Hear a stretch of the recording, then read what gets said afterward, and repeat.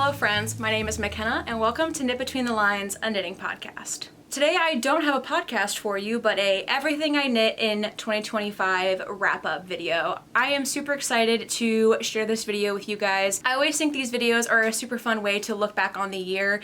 I think it's a really fun year in review knitting version. It's always cool to see what kind of patterns I was into that year, what colors I was into, and yeah, I also wanted to do my version of a what I knit in 2025 because I do not do this full time. I work in healthcare full time and I'm also a mid-size to plus size person, so I do typically knit a size 5 to 6 typically in most knitting patterns, so I'm knitting usually a middle to larger size sweater, and I'm mostly a garment knitter, so I feel like this is a more realistic amount of knitting that a person might do in a year, while knitting being a primary hobby but also working a full-time job in healthcare. So because I know there are plenty of content creators on here who do this full-time, so they may have upwards of 30 to 40 projects they've knit in 2025. So I can't wait to share all of my projects from last year with you and go over some stats on how many projects I've knit in different kinds of categories with you. Let's do some quick stats in terms of like how many of each pattern type I did this year. So in total for 2025, I knit a total of 18 finished projects. I do have one project carrying over. Technically, I think this is a project from 2024 bleeding over into 2026, and that is my Cozy Comfort Throw by a homespun house. This is a advent project that I started, I think, either late into 2024 or beginning of 2025. I can't remember. I did not put it into Ravelry, so I do not have a start date for you guys. Also, the sun is bright today and there's no cloud coverage, so the sun and the lighting may vary throughout this video today. And this is my second time filming this video. We had some audio issues when I went to go edit this video, so fingers crossed that we will make it through this time. Anyway, so 2025, 18 projects total, only one project carrying over into 2026, which I am super stoked about that. So in terms of like project type, for sweaters, I am lumping sweaters and cardigans together because I only knit one cardigan. I knit a total of 5 sweaters, 4 sweaters for me and 1 sweater for Cameron. And then of those 5 sweaters for me, one of them was a cardigan. So 4 sweaters for me, 1 cardigan for me, and then 1 sweater for Cameron, my partner. And then summer t-shirts, I knit 2. I knit 1 vest or slip over. I knit 3 full-size shawls, 2 hats, 2 pairs of socks, and then we'll call them 3 miscellaneous items. And I will describe those, or I will get more in depth with those 3 items when we get there. As opposed to going about this video in terms of project category, as in sweaters, shawls, and vests, I'm actually going to go through each project chronologically from when I cast each project on. I think that is a very fun way to kind of do it in terms of a year in review type of format. I think it is a very fun way to look back at 2025. It kind of puts me in the mindset of like, what was I going through at that point of the year while I was casting on this project? What vibes was I going for when I cast on these projects, picked this yarn, picked this pattern, and maybe why did it take me so long to knit this project? So yeah, that's kind of how I'm gonna tackle this video. So let's jump into it with my first project from 2025. I also have all of my projects pulled up on my computer over here on Ravelry, so if you see me look over here, I'm just grabbing some details and notes for each project. The first project from 2025 is actually what I'm wearing, and that is the Felix pullover by Amy Christoffers. For this project, I cast this project on January 19th of 2025, and looks like I finished it in February 10th of 2025. So this took me just under a month to finish, which makes complete sense. Usually that is about my timeline for a sweater. If I'm like really into knitting it and that's pretty much the only thing I'm working on, I can usually finish a sweater in about a month. This one especially because it is an Aran weight gauge. It is a worsted weight yarn held with some sort of lace weight yarn, whether that be a Surrey or a mohair. The yarn that I actually chose for this specific sweater was the Freshwater Mussels colorway from Explorer Knits and Fibers from their Farmers Market collection on their Carlsbad worsted base. And then I held it together with Knitting for Olive's Soft Silk Mohair in Deep Petroleum Blue, which is like probably chef's kiss color match in my personal opinion. And I was just so obsessed with the color choice that I picked for this sweater that like it's all I wanted to work on. And because the gauge was so large, it knit up so fast. I loved knitting this pattern. The iconic part of this particular pattern is of course the lace raglan increases. I think it's just really cute. I never considered myself a lace person, and I like was kind of put off from this pattern for a long time because of the lace raglan, but I honestly really like it. It's very delicate and it's very subtle. It's not something that I feel like jumps out at you, and you can definitely accentuate it by wearing like a white t-shirt underneath of it to kind of add more contrast underneath of it, or you can not wear anything. I have a tank top on underneath of this, but if you don't have like a white t-shirt on or just skin or maybe like a black, brown, whatever t-shirt on underneath of it, it doesn't necessarily jump out to people, but I think it's a really lovely detail. I also love the neckline. I feel like it's not super close or super wide and boat necky. I do know that has been a complaint for some knitters, because I think I can't remember exactly in the pattern, but I do think the stitch count for the neckline is relatively the same for all sizes. So if you are a smaller person with a skinnier neck than me, it might be a little too wide for you, but I do think that is something that you could definitely modify if you would like to. In terms of the pattern, it was a very well written pattern. It's very basic. I loved knitting it. The only thing that I don't super love is that the raglan is very deep in the pattern. So this is where the raglan ends. My armpit is like here, so it is a rather deep raglan. I do think that is rather modifiable. You could definitely end the raglan a lot sooner, but then you would have to worry about making sure you have the appropriate amount of stitches for your body as well as your sleeve.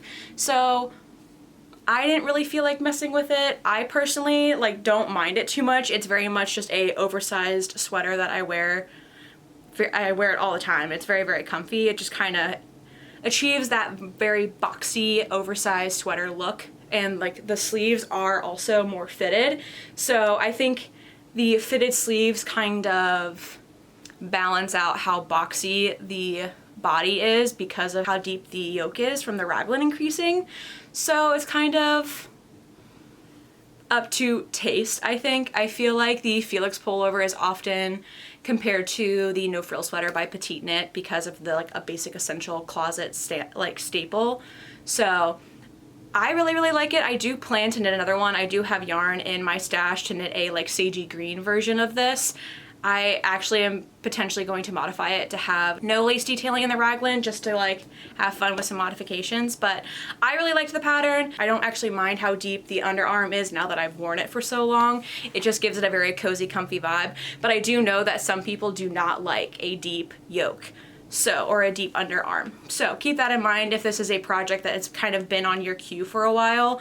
Depending on the size that you choose, your underarm can be rather deep. It is modifiable.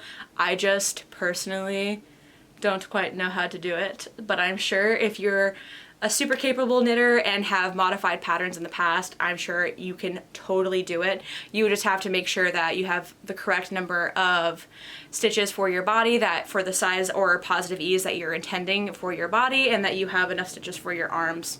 So, which I'm sure is you're quite capable of doing. But all in all, this is one of the sweaters I would place in like my top 3 of the year. I wear this constantly. It is like, it pretty much lives on top of my dresser. As soon as it's cold, I grab for it and I wear it all the time. I definitely recommend it. I love it very much. Freshwater Mussels from Explorer Knits and Fibers is absolutely gorgeous, and I do think that is a large reason as to why I do grab it, is just the color choice of the yarn. And I do think with how much wear this sweater has gotten, it has held up very nicely. There is some slight pilling underneath the arms and a little bit on the back just from the strap of my bag when I wear it, but other than that, I hardly ever have to depill this. and it is made out of a superwash merino yarn and a mohair. So the mohair has definitely done a really great job at keeping this sweater very, very durable. The next project of 2025 is just these really cute pair of vanilla socks. I don't have a start date for these. These might have been a carryover from 2024, but they were finished on February 14th, so Valentine's Day of 2025. And I love this yarn so very, very much. This is from Tiny Human Knits. She is a Canadian dyer, and I absolutely love her self-striping yarns. This is Saruman's Storeroom, which is from her Lord of the Rings collection, and I love Lord of the Rings very, very much. I am a Lord of the Rings nerd, and I mean, I guess that should have been obvious from how much I talk about D&D, so I feel like it's usually one of the same, but very much just a very basic vanilla sock situation. These socks were probably one of the first socks that I actually somewhat nailed in terms of fit. So once I made these, I almost stopped wearing all the other socks that I had made previously, because now I'm like, oh, all of those are way too big and they slip and slide all over, every time I wear them, and so it's almost like overstimulating and annoying. So I almost always only wear these and one other pair of socks that I will show you later on that I knit later in 2025, also by Tiny Human Knits, because I love her.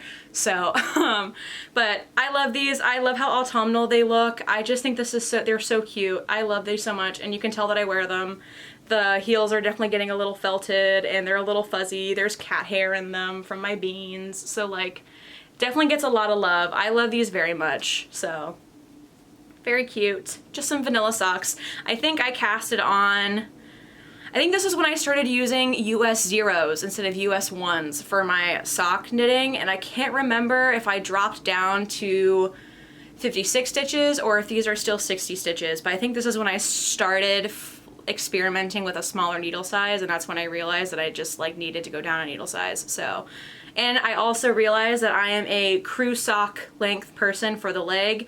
I have really, really big calves. Even though I love long socks, long hand knitted socks, I just don't want to mess with decreases on the leg. So these are now my new favorite length of socks. They're just high enough to peek outside of boots or tennis shoes when I wear them, so I can flash my hand knit socks when I'm out and about, but I don't have to mess with decreases in order for them to fit my calves appropriately, or them being too tight if I don't want to mess with decreases. So this was definitely the year where I kind of started nailing down my sock recipe, I think. My next project of 2025 is probably one of my favorite projects, and it's not a project for me.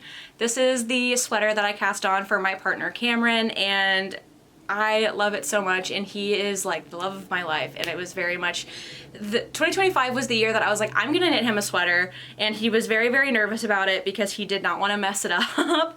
And it was when I was placing my order for Explorer Knits and Fibers monochrome collection, and I picked out yarn for Rebecca Clow's Rue sweater, and Cameron loved the pattern so much and colors from the monochrome collection so much that he actually requested a sweater, a Rue sweater for himself in 2 particular colors from the monochrome collection, and I immediately jumped on that opportunity because I've been wanting to knit him a sweater for so long.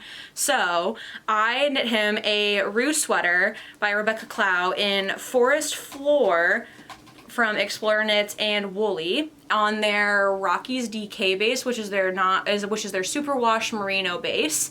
Cameron is a sensitive skin boy, so I definitely did not want to do a non-superwash for him. I did not want to irritate his skin, and definitely was the right choice. When he wears this, it is super soft. He loves it. It does not bother him at all. But we'll pull it on this side. Here it is. It is so pretty. I just love this pattern so much. I love the very dynamic geometric pattern of the color work. It is so beautiful. He looks so good when he wears it. He gets so many compliments.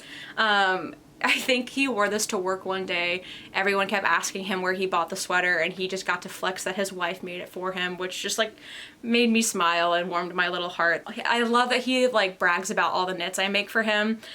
He is a very knitworthy person. He is always terrified that he's going to snag this or spill something on it. I don't think he wears it as much as he wants to because he's so afraid of messing it up. But I told him the whole point is that I want him to wear it. Like, these sweaters are meant to be worn, and I want them to look like they've been worn and loved. So I'm definitely encouraging him to wear them more often now that we're in the fall and the winter. But I love this. I think I cast this on also in January of 2024, and I finished it, I think, in February. It says I completed it February 19th of 2025, because I'm pretty sure I was knitting my Felix and this at the same time. So I love this. I will say I will probably not be knitting this pattern again, even though it is absolutely gorgeous. It is very well written. There's just a lot of charts to cycle through. You essentially have a chart for each sleeve, and then a chart for the front and the back, and then you have a chart for the raglan stitch. So it is a lot of charts to flip through, and then you have, it's not one chart for all the sizes. Every size has its own chart because of the rates of increases are different, which is super great because you're guaranteed a really great fit for each size, which is something I love about Rebecca. She's very intentional about being size inclusive and making sure each size fits the way it's supposed to. It is just like, in terms of like the knitting experience, I didn't love that I had to flip through 4 charts for every row, because this pattern, the color work is not necessarily memorizable because obviously it's changing so much. So, but at the end of the day, it's absolutely gorgeous and it looks great, and maybe my feelings will change if I want to knit one for myself or another member of my family, because it's absolutely gorgeous. But currently, because of just the fact of the sheer amount of charts you have to flip through every row, probably won't be knitting another one, or at least not for a while. The actual fit of the pattern is really great. I think it's specifically for men in your life that are broad. Cameron is very broad-chested and barrel-chested, so typically like round yokes or raglans don't fit them very well. This one is a saddle shoulder, and then it goes into like a raglan, so it's a saddle shoulder, and then from the saddle shoulder you then start doing raglan increasing from the saddle shoulder. So instead of doing raglans from the collar and increasing from here, you do the saddle shoulder and then you do raglans from here. So it kind of compensates for a broader chest or a broader shoulder, and I feel like that is why this fits him so well. So I do think I have another sweater on the needles for him currently, but I think the next like plain sweater that I knit him, I might just follow the Rue sweater, but do just a plain sweater, like omit the color work but follow the same numbers and shaping, because this fits him so well because of how broad and barrel chested he is. So if there's a man in your life and you want to knit him a sweater, I do think this kind of construction, the saddle shoulder into the raglan increasing, is like a really brilliant on Rebecca's part. And for size-wise, he has a 50-inch chest, and I knit a size 8 for him, and I think that gave him 8 inches of positive ease? No, not 8 inches. I can't remember the exact positive ease. I'd have to look up the pattern. But I do know I did not make any modifications in terms of shaping. I did not add any waist shaping for him. The only thing that I did was I knit the body longer. So he has 18 inches total for a body. From underarm to the bottom is 18 inches of knitting. I think the pattern only calls for 12, but my guy's not a cropped girly. He does not love a cropped sweater. So essentially what I did is I had him try it on after the color work was finished, and I had him indicate about where he would like the sweater to hit him on his body, and he was wearing jeans at the time, and he was like, oh, like probably like the top of my pocket on my jeans. So what I did is I took my measuring tape and I measured from underneath his armpit, or where the underneath of the sweater was, and I measured all the way down to where that was, and that was like 18 inches evenly. And then I measured from the underarm to the end of the color work where I was, and that was 9 inches. So I knew I had exactly 9 inches left of just plain stockinette and the contrast color left, which was super easy. So, and then it ended up growing a little bit after blocking. And I have all these notes also in my Ravelry page, so feel free to check that out as well. I have all of that in there. So, but it turned out really well. I think it looks beautiful. The color work is like kind of insane, and he looks so handsome in it. So I really wish he would wear it more often. I have to get him over his fear of messing it up. I do think it's very sweet that he is so scared of messing it up, but I want him to wear it. I want it to be well loved. I want it to be something that he cherishes, and I know he does, but I want him to wear it also.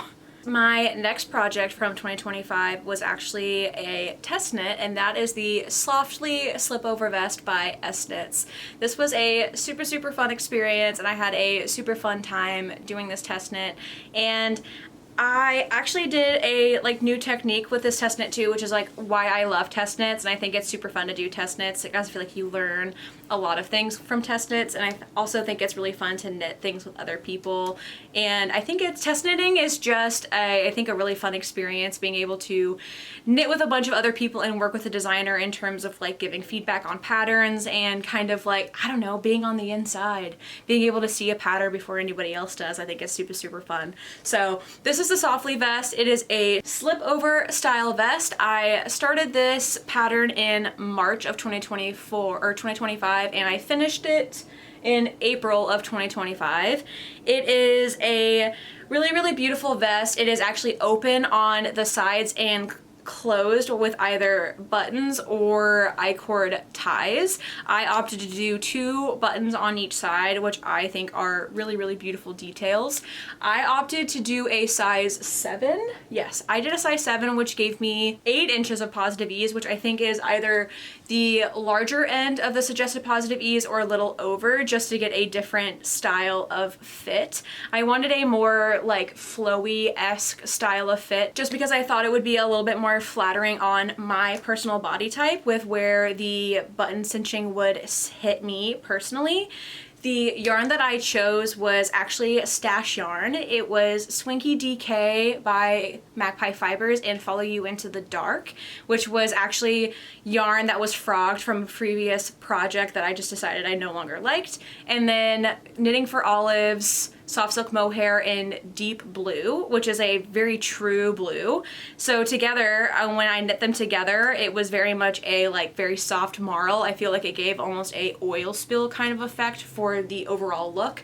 The yarn choices for the actual pattern, if you go and look at it on Ravelry, you have 2 different options. It's either 2 fingering weights held together with a surrey or mohair, or a DK held with a surrey or mohair to achieve a worsted to Aran weight gauge. So essentially this pattern knits up incredibly fast, and it is super fun. The technique that I got to learn for the first time was actually double knitting. So the edging on the slip over is a double knit edging, which I think gives a beautiful polished look, and it was super fun to learn something new.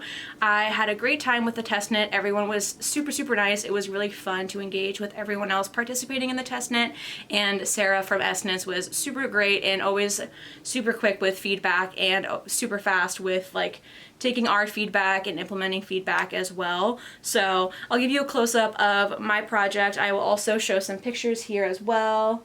But it's really beautiful because the main yarn has almost a green teal blue to it, but the mohair is such a true blue that the marl is very subtle. But because this pattern, you hold the either 2 fingering weights in a surrey together or a DK weight in a surrey together, you have a really fun option of playing with color.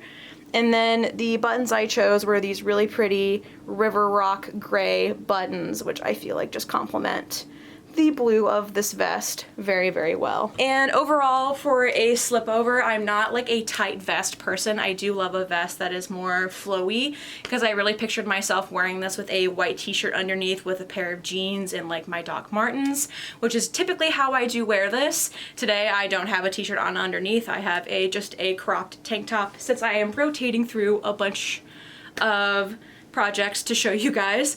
But I really liked knitting this. I do love the pattern. I think it's super fun. I think this is a very nice staple closet piece. My next project from 2025 is the Traveler Hoodie by Andrea Mowry. This was a very much anticipated project for me for 2025. I bought this yarn from my very first Sacred Sheep from when I moved to Portland in 2024. It is from Magpie Fibers. It is their Nest Sport in their Mystic colorway. This was my, I think, first project in non-superwash yarn. It is a Corriedale fiber, and this is what made me fall in love with knitting in non-superwash yarn, and I almost prefer to only knit in superwash yarn now at this point, and this is what made me realize that non-superwash yarn isn't really necessarily scratchy yarn. So I love this pattern. I cast this on February 22nd of 2025, and then finished it May 31st of 2025. So yes, that is a long time of knitting this project, and that is due to many factors. Not anything to do with the pattern itself. The pattern is very well written. It is more to do with the fact that my slipover was Aran weight, my Felix was Aran weight, Cameron's sweater was DK weight. Everything was very much like DK weight or higher on very large needles, so they knit up very, very quickly. This is a sport weight yarn. Not only is it a sport weight yarn, but the actual stitch pattern itself is a horizontal rib, so it is also way more purling, and the stitch pattern shrinks on itself, so you do a lot more knitting also. And the hood, even though I love her, also takes up a lot more yarn, and it's a lot more knitting than I anticipated. So I love this project, but it took a lot more time because I was so used to an Aran weight gauge on larger needles, and then I jumped into a sport weight project at a larger positive ease on smaller needles, and it took me forever. And yeah, so nothing to do with the pattern itself. It was more like I was flying through large gauge patterns, and then I jumped to a small gauge pattern, and it was kind of like a shock to my system at first. But either way, absolutely love this sweater. This is number 2 in my top 3 sweaters of 2025. I grab for this constantly. Pretty much has replaced all of my store-bought sweatshirts. It is super lightweight because it is sport weight. It is very breathable, but because it is wool, it is very, very warm, which I love. My gauge was 20 stitches per 40 rows. So if I knit a size 4, I was only going to have 7 inches of positive ease, but if I stayed with a size 5, I was going to have 11 inches of positive ease. And I very much wanted this to be a oversized sweatshirt, because when I do get sweatshirts, I like them to be oversized, so I opted to stay with a size 5. So I was also knitting a larger size, and I didn't want mine to be as cropped as Andrea's is. Hers is rather cropped, so I also knit mine a little bit longer as well. So that being said, I was knitting a larger size with way more positive ease, and I was knitting mine longer. This sweater eats up a lot of yarn too because of the stitch pattern, so keep that in mind. But it is worth it. I really did enjoy knitting this. It just took a long time, and I do wear it a lot, and I love that it's non-superwash. I actually do have fiber in my stash. I don't think you can see it. It's right behind this. But I bought fiber from Flock this past year in 2025 to actually spin for the Traveler crew. So I'm super excited to tackle that this year. That's gonna be my big like spin project this year after I finish up my spin for the Jaunty Spin Along Knit Along. That will be in the podcast.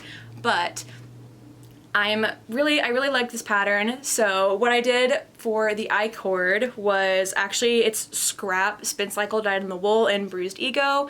This was the yarn that I used in my tessellated pullover from 2023 when I knit the Rhinebeck knit along sweater. So I used that as my I-cord because I feel like everyone who knits a Traveler hoodie almost always does a fun contrasting I-cord for their hoodie, and I wanted to do a contrasting I-cord, but I still kind of wanted it to fit the purple vibe, so I opted to do this really fun spin cycle one since I had some scrap left over from my tessellated. So overall, I love this sweatshirt. I wear it all the time. It is very much like a staple in my closet. So definitely number 2 in my top 3 sweaters of 2025. It has worn very, very well. There is some pilling underneath the arms because I mean, I wear it constantly and it's gonna happen, but with it being non-superwash, it is not bad. Just a quick little skim over with my shaver and it's gone. So I love it. I get compliments on it all the time. It is Okay, even Cameron wants one.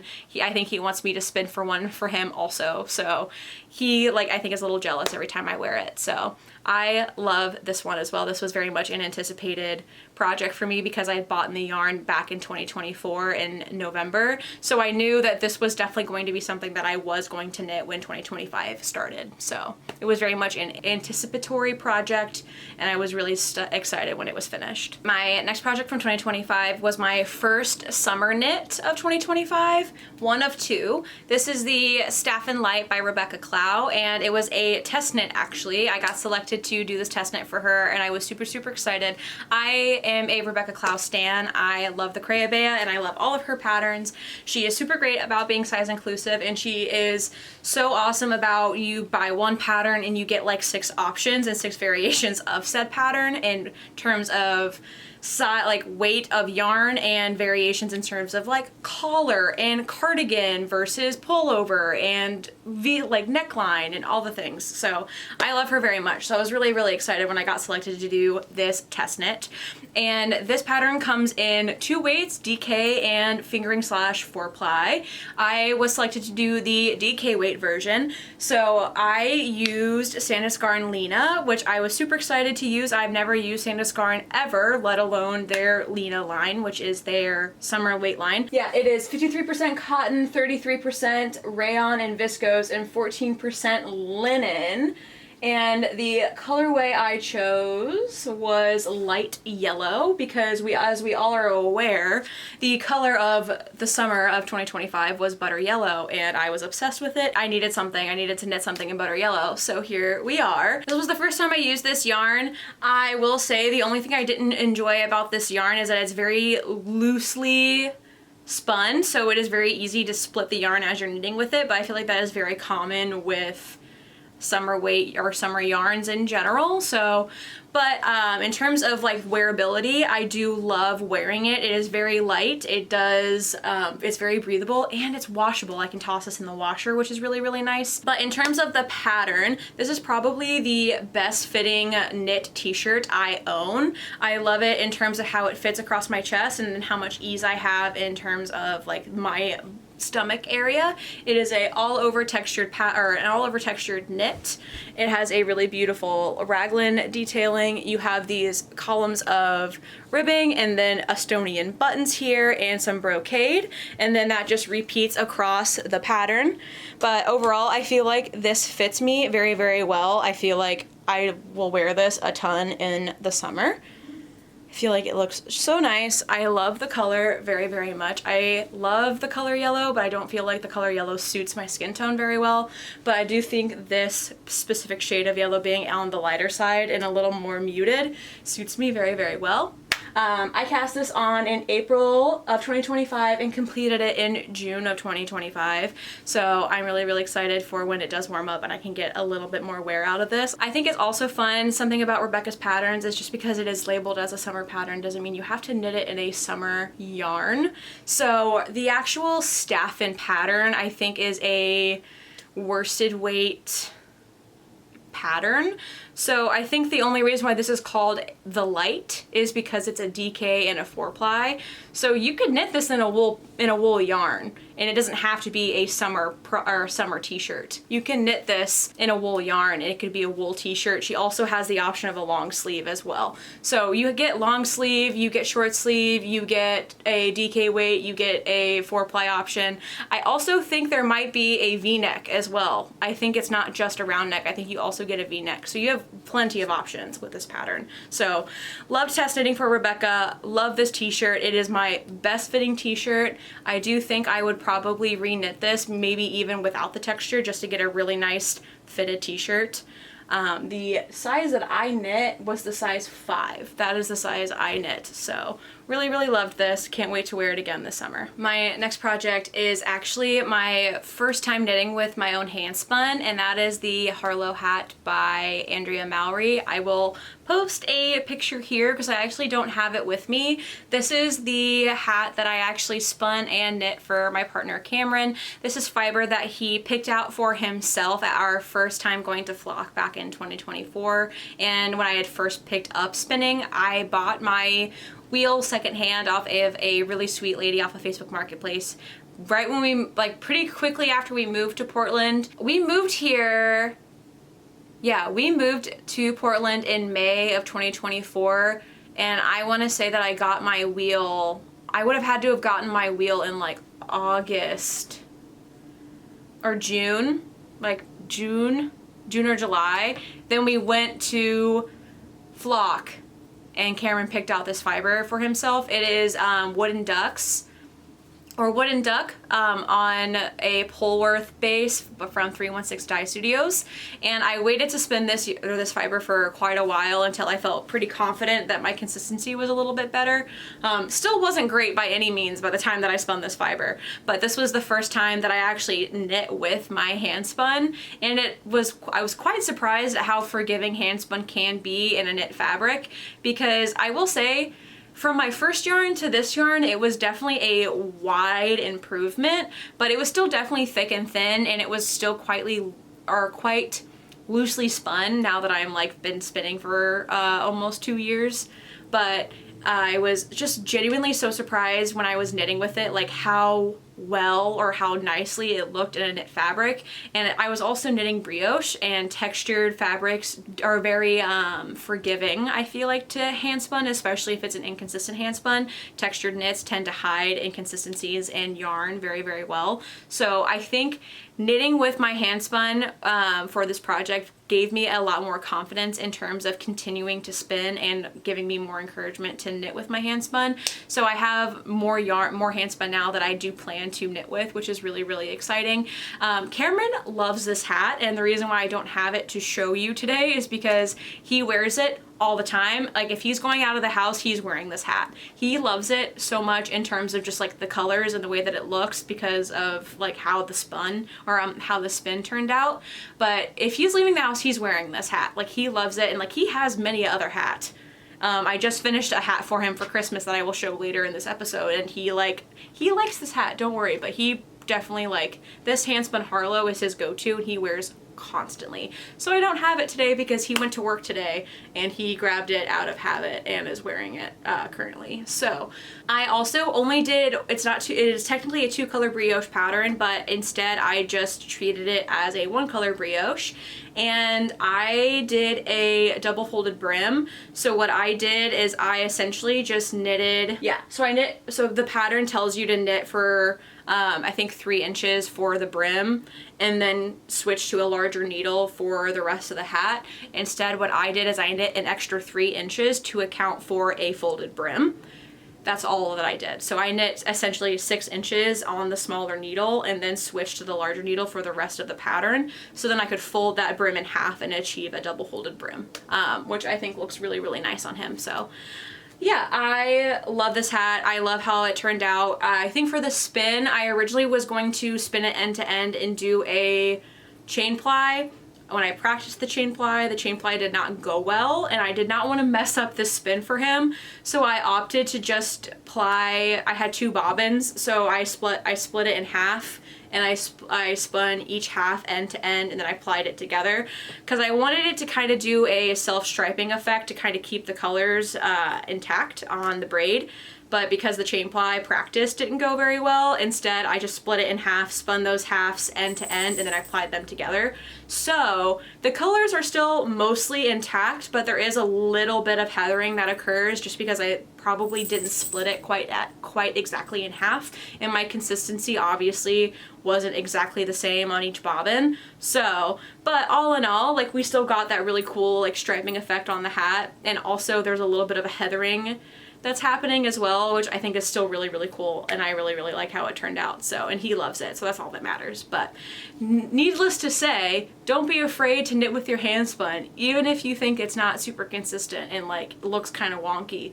Find a textured hat or a textured scarf or something and knit with it, because you might be surprised at how forgiving it can be. This is the Attune Shawl by Andrea Mowry. I roughly started this project in January of 2025, but I did not finish it until July 2025. So roughly, what, 7 months And there's a lot of reasons for that, but first let's go into the yarn. So the yarn I chose for this, my main color was Malabrigo Sock in Jasmine, and then the color changing yarn that I chose was Spin Cycle Dyed in the Wool in Lath, Family Jewels, and The Meadows. So the reason why I think that this took so long, again, I was knitting this at the same time that I was knitting those really chunky knits. So fingering weight shawl that at some point eventually has like 300 something stitches. That is, one half is brioche, the other half is half fisherman's rib. So you're essentially knitting each row twice. Fingering weight yarn, small needles, as opposed to me knitting on projects with very chunky yarn, large needles that I was obsessed with at the time. So this one very much fell to the wayside. And I was also having issues with the colors that I chose. I think initially when I bought the colors, the Spin Cycle colors that I chose, I thought that they would kind of fade into each other a lot more than they were. My initial thought was to knit one whole Spin Cycle and then the next and then the next, and it would kind of give me more of a gradient. In all actuality, they were way more contrasting than I anticipated. They were way more color blocky. So when I went to switch yarns, I noticed that it was way more stark than I anticipated. It didn't blend as much as I thought. So then I had to like rip out the whole project because I was like, I'm not gonna wear this if this doesn't look the way that I want it to look. So what I ended up doing was I ended up alternating the colors, I think every 2 repeats for the main part of the shawl, which is the brioche and the half fisherman's rib. And then the bottom half of the shawl is garter stitch. And I wanna say I did 2, 4, 6, 8 rows. So I think it's 4 repeats instead of the 2 repeats. Because I think my thought, I went through a bunch of people's project pages to kind of get an idea of what other people did, and I think someone did something very similar, and they said to achieve almost like a hand-spun-esque look, and I was like, that's kind of what I want.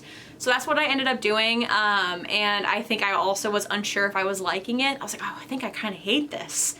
So I think I ended up putting it away for quite a while and putting it in hibernation and stepping away, and I came back to it eventually and decided, no, I really do like this. And this is a kind of a testament of like, it's okay to rip something out and start over and kind of play with your colors to achieve something that you really like. And it's also okay to like take a step back from a project, because in the moment it might seem like you hate it, but then you might need some time away, or you might need to like put it across the room and like take a couple steps away from it to kind of get a more like far away viewpoint of it. Because up close, I wasn't sure if I liked it, but I took a couple steps back and it really was gorgeous. Like, I'll post a couple photos here that we took recently of it, and I actually really do like it. It was very much a situation of like, I was working on other projects that I was very much obsessed with that were working up a lot faster on thicker yarn, and then this was super thin yarn, or thinner yarn. It's fingering weight yarn, smaller needles, half fisherman's rib and brioche, so I was knitting each row twice, and then I wasn't sure if I liked my colors, and my colors weren't working out the way I wanted to. So like, this project very much was like, had a lot of things stacked against it, but by the time I actually finished it and I got to like step away from it for a little bit and come back to it, I realized I really did enjoy it, and I really did like the way that it looks, and I think it's very fun. So all in all, I really do love it. The Attune Shawl is absolutely gorgeous pattern, and I do think if I do knit another one, I would like to knit it out of my own hand spun eventually. So I think it's really gorgeous. I do love the colors and like the green blue kind of vibe that I've got going. So she's pretty. I love the pictures. I love the kind of like stripy hand-spunny vibe that it is giving. So now we're into the miscellaneous parts that I was telling you guys about. So, and I'm sure as we're all aware, the summer of 2025 was like the summer of Labubus, and I did fall victim to the Labubu trend because they were just really cute, and I am a trinket person at heart, and I love to collect things. And what really got me was when Mackenzie from M to the Third made little knitting patterns for them, and I just like, I needed a Labubu, and then I needed to knit a sweater for said Labubu. So my very first Labubu was Cece, which is a really cute little, of course, butter yellow Labubu, and I knit her this really cute kind of pastel sunrise sweater, which I think suits her very well. This is All of these patterns are from Mackenzie's M to the Third Lobubu wardrobe sets, so highly recommend. Very, very cute. I think she looks adorable. She lives on my Trader Joe's project bag because she's my fave. We also match. We're both wearing yellow. Love that. And then I knit a pair of overalls for my Sesame Bean. Sesame Bean was my second ever Lobubu. This is leftover scrap yarn from Spin Cycle Dyed in the Wool in their Woololo color. This was scraps from my Alpenglow sweater that I knit back in 2022. I knit the little overalls for him, which I think are super cute. Very like cottagecore vibes, I feel like. And then Cameron, my partner, then also got a Lobubu and wanted some overalls. And I think this pair of overalls is my absolute favorite. It is like these purple, it's a gradient from purple to blue. And this is leftover, again, Spin Cycle Dyed in the Wool, but it's the Straw Flowers colorway from my Pressed Flowers cardigan, which I think is super cute. This is Hee, and I like to think that they're siblings because they have like the same cute little expression on their faces. So all three of these are part of the same Lobubu wardrobe pack or pattern package from Mackenzie from M to the Third. So if you're interested, I definitely think you should check it out. They're super easy. I think I knit all three of these like in a couple of hours, like really, really easy, and it takes like minimal yarn. All of this was scrap yarn and from my stash. So super, super fun. I feel like as a knitter, how could I not knit my Lobubu's little sweaters and overalls? So my next project is the Doppio pullover by Seong Hee Hong. This is sweater number 3 of my top 3 sweaters of 2025. I am constantly grabbing for this sweater for many a reason, but we'll go into the project details first. I cast this sweater on July 8th of 2025 and finished it August 16th of 2025. This pattern is a really great opportunity to play with color and marl. So you have the opportunity to do 2 fingering weights and a suri held together, or a worsted and a suri held together. I opted to do 2 fingering weights and a suri. The yarn that I chose was Catch of the Day and Botanicals from Explorer Knits and Fibers Farmers Market collection on their Denali sock, and then Skogafoss from Explorer Knits and Fibers on their suri base from their Iceland re-dye. It's really funny. You'll notice those are from 2 very different collections. Initially, the suri I had purchased was also from the Farmers Market collection. It was their blue spirulina, which is a very, very vibrant light blue color. You can actually see it right there. Absolutely loved it. It was very, very beautiful. I think when I swatched it, it was just a little too much contrast for me, a little too vibrant. The marl was just a little too contrasty and vibrant for my taste. And I noticed that like I just wasn't in love with it, and I wasn't itching to cast it on, and I was like, something was just off. And I mentioned it in a podcast episode way, way long ago last year, and I think one of you even mentioned like if you truly loved it, you would have casted it on immediately. And I was like, you know what? You're right. And so when they did the Iceland re-dye, they actually offered Doppio kits, and then when they were doing a live, everyone was kind of creating their own Doppios. And Skogafoss on suri actually has like threads of purple in it, and it is by nature, as you can tell, a really beautiful, just like blue teal color.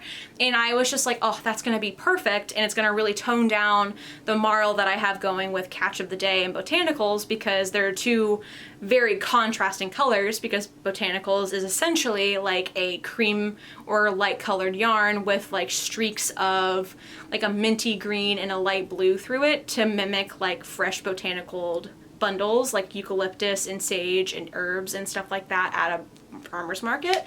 And then Catch of the Day was very much like a deep navy, like steely blue navy color. So I kind of needed something to mellow out that contrast, and I felt like Skogafoss was like the perfect suri to do that. So I ended up purchasing that as my suri to replace the blue spirulina suri I had originally purchased, and I think that was a great choice because now this is something that I wear constantly. It is definitely still a very prominent marl for the sweater, I think, but it's still the color choice, I think, allows me to still wear it. So even though the marl is still pretty prominent, the actual color I think tones it down enough to where it's something that I'll wear very often. So I love it a lot. I think it's beautiful. For the actual sweater, it is described as a sweatshirt style sweater. So it is a compound raglan, and that means essentially the rates of increasing are different from the front and the back and the sleeves, and that is to improve the fit overall, so that way it fits better than if you were to increase the same rate across the entire sweater. And then there's a little bit of shaping down at the bottom of the sweater to kind of give you that sweatshirt fit, so it's a little bit, kind of cinches in like just a little bit at the end, not too much. And I think the overall weight of the sweater is what really makes this so cozy, because of the suri and then the two fingering weights held together really gives us a very nice weight that it sits on the shoulders so nicely. The neckline is really, really nice. I love this sweater. This is very much the sweater that I throw on, like, I get home from work, I throw this sweater on and a pair of sweats, and this is like my uniform when I'm home and it's like really, really chilly out. It is very, very warm. It is very, very soft, and it's very cozy. I love it so, so much. I wear it all the time. So I also have yarn to make another one. Shocker, because how could I not also buy one of the Doppio kits from the Iceland redye? So I definitely recommend it. I also think it's fun. In the pattern, she does have a way for you to make the raglan increases a little bit more dominant to kind of emphasize that detailing, if that is something you wish to do. The size that I knit was the size 5, but I absolutely love this pattern. I think it is super, super cozy.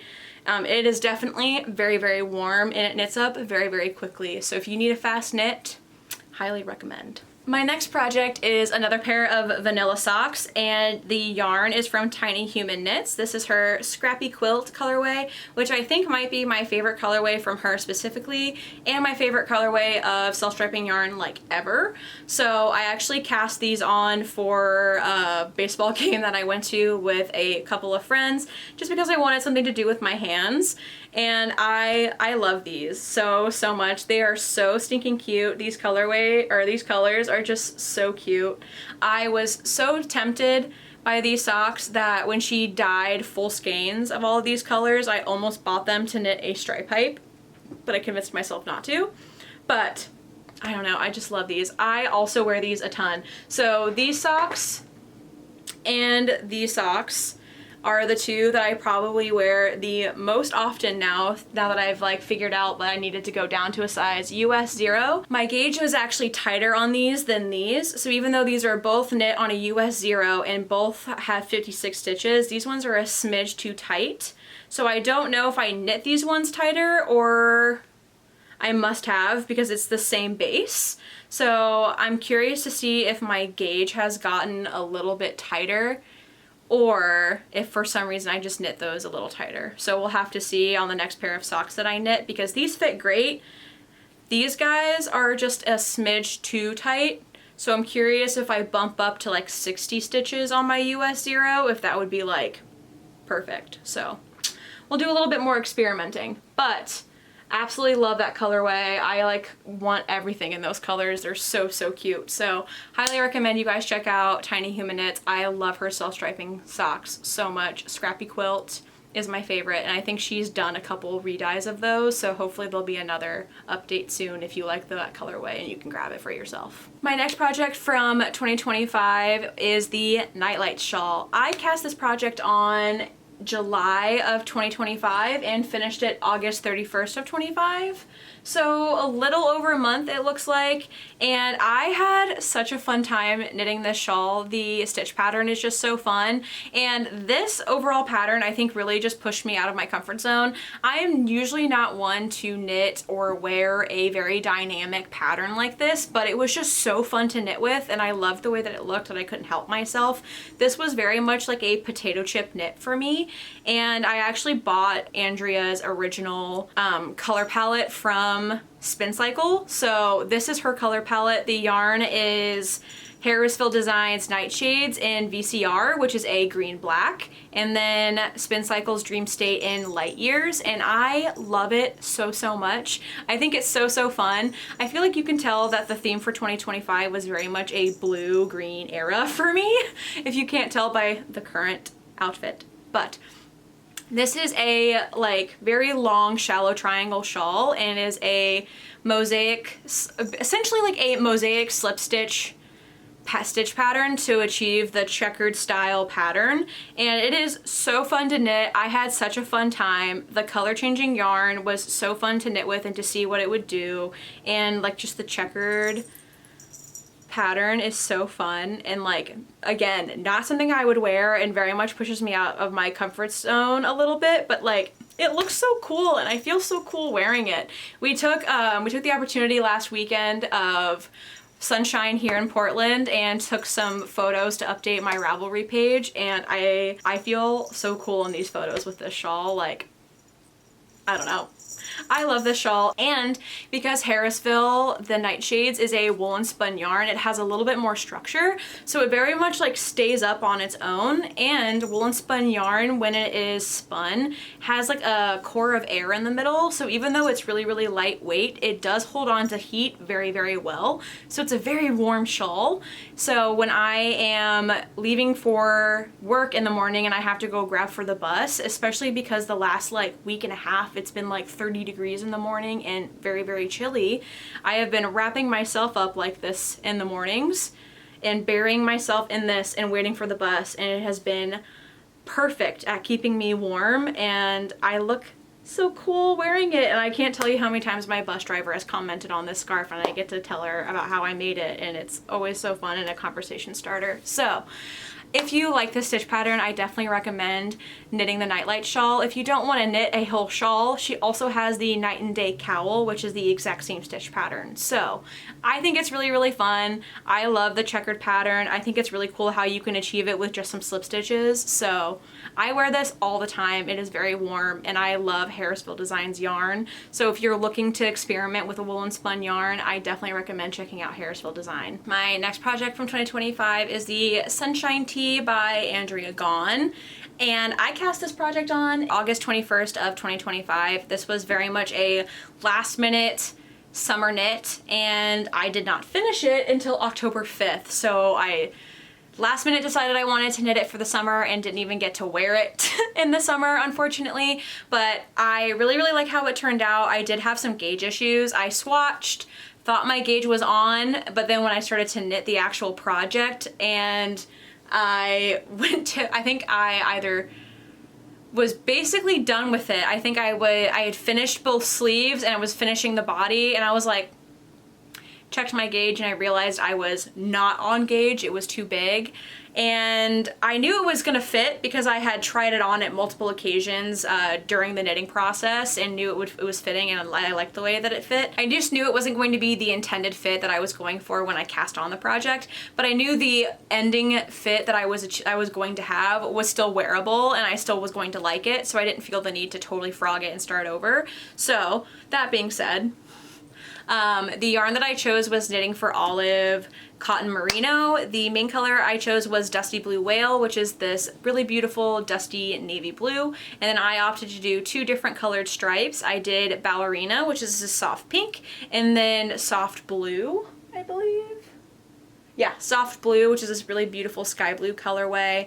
And the striping sequence that I chose, I did end up having two stripes of the same color on the back because I also did bust shaping for the first time on this project, which was super fun. I was really excited to do another new to me technique in 2025 with this project, but I thought when I figured out the math that the stripes were gonna line up just perfectly. Turns out I was incorrect, so I believe I have two pink stripes back to back on the backside of my sweater, but I decided that instead of ripping all of it out, I was like, you know what, I can't see it and the back is none of my business, and I was like, no one's gonna really be looking that close and I don't think anyone's gonna say anything to me, so I'm just gonna leave it alone.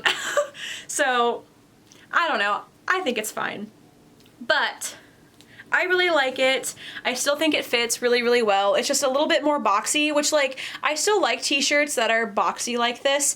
I was just looking for more of a more fitted style shirt, kind of similar to my Staff and Light that I showed earlier today. But overall, I really like it. I do love the two color stripe situation that I have going on here. But yeah, you can see, I think, the two pink stripes in the back, which I think is super funny.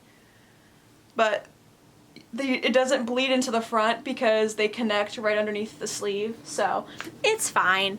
But I still really like it. I love the lateral like little stitch the detailing here on the neckline as well. The pattern is super well written, and she talks about, she walks you through taking your measurements of your bust and walks you through the instructions on determining if you need to do bust shaping, and then if you decide you need to do bust shaping, which bust shaping you need to do depending on this difference between your upper and lower bust. So that was really, really fun. I had a good time doing the bust shaping. I do think it is something that I might incorporate in future projects if I do decide to do more fitted projects later. I do have yarn to do this project again, and I will knit it at the proper gauge so I actually get the intended fit. But overall, I do still really like it. I do think it is something I will wear, especially this summer. The fabric is really nice. It is now just a little bit more open and a little more airy, which I think will still be really great for the summer. Like, the overall fit is still really, really nice. The body itself is just a little more boxy. That's it. Like, the sleeves are really great. The bust is really great. So I made out really, really well. That being said, like, make sure you still check your gauge. Even though you do a gauge swatch, it's still really good practice to check your gauge mid-project, because sometimes you will not be as blessed as I was in this situation that if your gauge is off, like sometimes the gauge is off so much that the project will not fit the way it's supposed to. So I was just really lucky that because I was having issues, there was a point in which I didn't have the sleeves on yet and the armholes looked really, really deep, that I was concerned that they were going to be too deep and I wasn't going to like it. So I was trying it on multiple times, and I actually went back and I picked up a sleeve and I knit a sleeve, and I saw how much it actually brought up the underarm, so I felt more confident. So I went back and I did both sleeves, and I went back and I did the body. So that's how I knew that I was going to be okay with the fact that even though my gauge was off, I was still going to like the fit, because the sleeves were fit fine and my upper chest fit fine. So I just knew that my body was just going to be a little bit more boxy than I was intending, because my gauge wasn't too off than the intended gauge. So, but that being said, it's only because I had been trying it on throughout the whole process and I had a pretty good idea about where I was going. So overall, patterns super, super great. I can't speak to the wear of this t-shirt currently because I didn't get to wear it because I finished it in October. I have knit with Knitting for Olive one other time, and that was my Tolsta tee by Rebecca Clow, but I didn't really like how that t-shirt turned out. My neckline was super, super wide, so I don't actually wear that very, very much. So hopefully this summer I'll get a lot more wear out of this, so I'll be able to actually speak a little bit more to the wear of Knitting for Olive's Cotton Merino. But I know a lot of people really, really like this yarn, and I really loved knitting with it, and I love the color palette. So but yeah, I think it looks really, really nice, and I am very, very lucky that my gauge issue was not that much of an issue. Alright, my last garment project of 2025 is the Oversized Seasons Cardigan by Ozetta. I cast this project on September 4th of 2025, but I did not finish it until November 29th of 2025.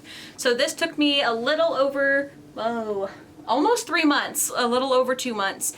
And this is a all over half fisherman's rib cardigan in worsted weight yarn. So even though it is worsted weight yarn, it does take longer because it is half fisherman's rib, so you're essentially knitting each row twice. I do really love this cardigan. It is super soft, it is super cozy, and super, super squishy in terms of like the texture of the cardigan. I will say I am not loving how the yarn that I chose is holding up. The yarn that I chose is Hugh Loco's worsted weight yarn in the Fireside colorway from her Cozy in Colorado collection, which is yarn that I had in my stash for quite a long time, like back when I lived in Boston. And I don't know if she's changed bases since then, but I finished this in November, the end of November, November 29th, and I've worn it. I took it home with me for Christmas in December. I've worn it a handful of times, and it is pilling quite a bit already, as you can kind of see. Like here, it's pilling quite a bit, and it's fuzzing out quite a bit. And like I know, and like on the front of the cardigan, it's pilling quite a bit. So yeah. which again, I know that is something you risk with superwash merino, but I have knit with plenty of superwash merino up until a certain point of 2025 and did not have that issue, especially so quickly. So that is a little disappointing, and that is not to the detriment of the pattern. That is, I think, fully the yarn that I chose, and I think that is just the base that Hugh Loco is using. I don't know if she's changed it since then, but I think it is just a very incredibly soft superwash merino. So that is a little disappointing. I think I will continue to wear it. I think it'll just be more of like an at-home cardigan because it is very, very soft and it is very, very cozy, and I do really, really like it. But that is just like the pilling is a little unfortunate, especially because I did put so much time into it, and I do feel like it was very much an anticipated fall project for me. In terms of the pattern, Ozetta operates that you have a little bit of understanding as a knitter of half fisherman's rib, like how the stitch pattern is constructed, as well as cardigan construction. So her wording and her pattern is a little, not necessarily vague, but maybe not as like descriptive as other patterns might be, but she does have video tutorials on her website that you can find linked in the pattern that do give the necessary information and visual to kind of guide you through the pattern, which I think is super, super helpful. But if you're a beginner knitter, I do not necessarily recommend this pattern. I've been knitting for several years, and I did have to kind of like, what do you mean? I'm not sure what are you? And then I found the videos and I was like, oh, okay. I'm like, so you're just like, it's what I'm used to it being, but you just like didn't say it that way in the pattern. So there's that caveat as well with this pattern. And I also will say that there's 4 inches of 1x1 rib at the bottom of this pattern, which does cause the cardigan to cinch in quite a bit. If that is not the vibe that you're going for, because it is a full length cardigan, I would recommend maybe just knitting a little bit less of ribbing, or potentially just continuing with the half fisherman's rib to not get that flare, or just not going down a needle size like it's recommended to kind of keep that from happening. I don't usually wear my cardigans closed, so I don't think it'll be a problem for me, but I wish it hadn't cinched in quite as much personally. But overall, I do love the color. I do love the overall half fisherman's rib look. I just am kind of disappointed in terms of all the pilling, which sucks. The buttons I chose are these really beautiful ceramic terrazzo buttons that I got from Gaughan at Bella Filato Studios on Instagram. She's a yarn dyer, but she also sells different types of buttons. So it's these really beautiful, very unique ceramic terrazzo buttons that I feel like go really, really well with this cardigan. So I really like it. I love the color.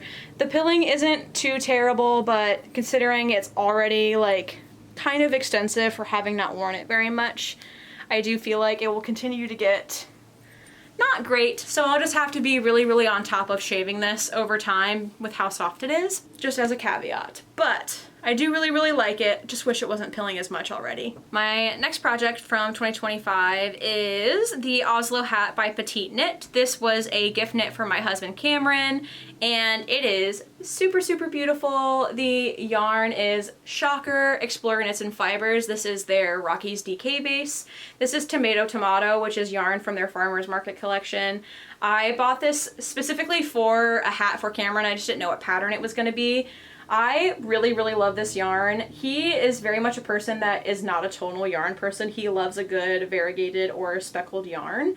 So I was really, really excited to cast this on for him, especially when I realized that the Christmas sweater that I originally planned for him was not going to pan out.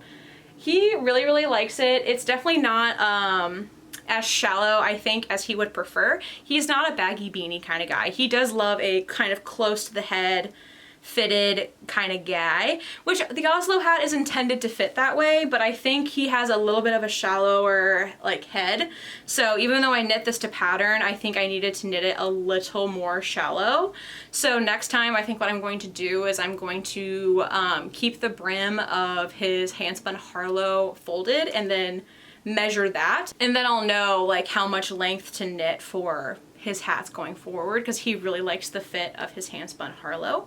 But he does really love this hat and he does wear it. I think his favorite is his Harlow, so that will be his main squeeze, if you will. But the Oslo was really, really fun to knit. I feel like it is very similar to the Musselburgh hat by Isolde Teague in terms of like it's a stockinette hat with a folded brim.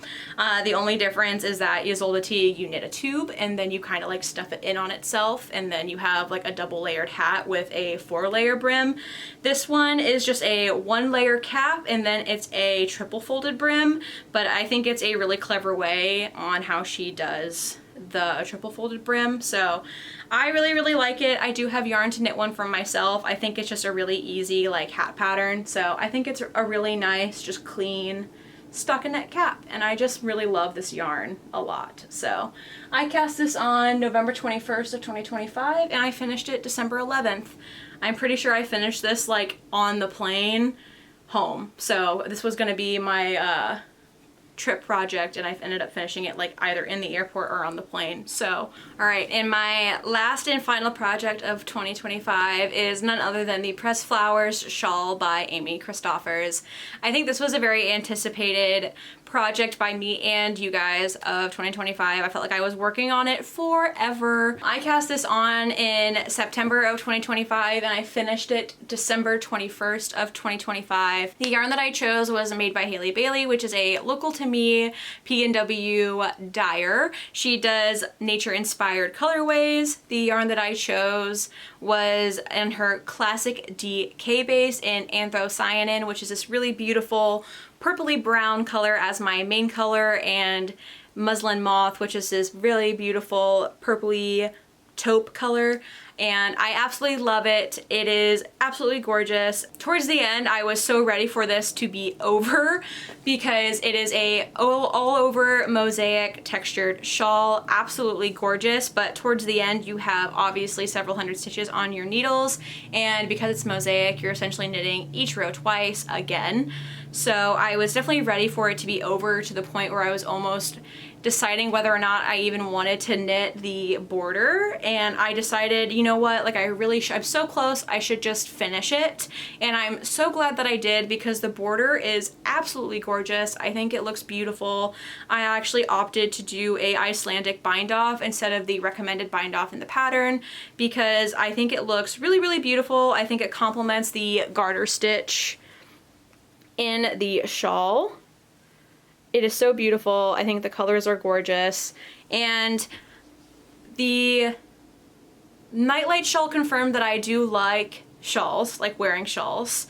This shawl confirmed that even though I hate knitting full-length shawls in the sense of like it's a lot of knitting, I do love wearing full-size shawls because as soon as I knit this is when it started to get pretty cold in Portland, and the way that I can like snuggle down into this and it's just so comfy and cozy and it looks so beautiful and it's so comfortable and cozy and just like, I love this shawl, you guys. I'm obsessed with it. It's so beautiful. It's so cozy. It's everything I wanted it to be. The colors are beautiful. It's just, it's gorgeous. I will wear this so much. I've gotten so many compliments on it.